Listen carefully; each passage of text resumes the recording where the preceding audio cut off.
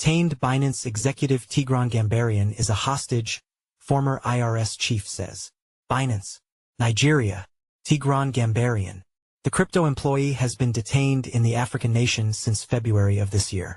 Last updated, October 4, 2024 at 21:50 GMT+3. Author, Julia Smith. Author, Julia Smith. About author.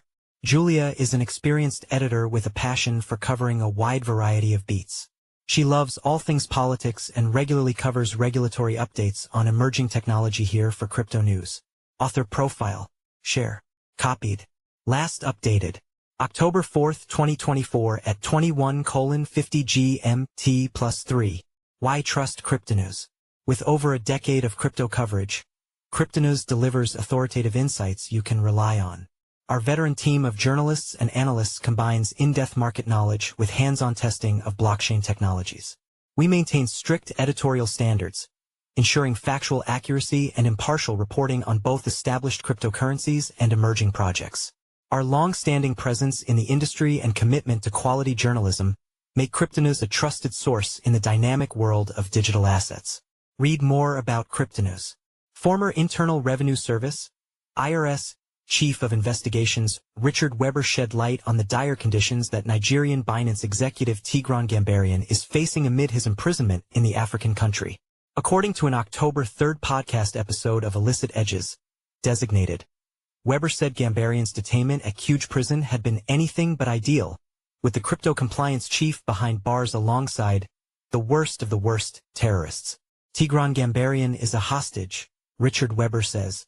It's a prison that hold really bad people, including terrorists, and here we have a former law enforcement official and dedicated public servant who is working at a crypto company as a mid-level employee, who is trying to resolve a compliance issue, who then gets arrested and thrown into the same facility, Weber said.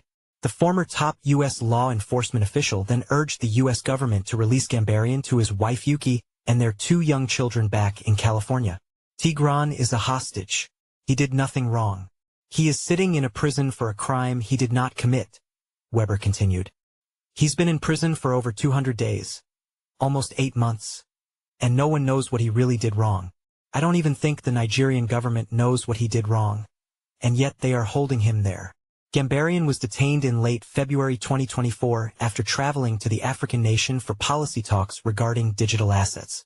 He was reportedly assured of safe passage in and out of the country beforehand.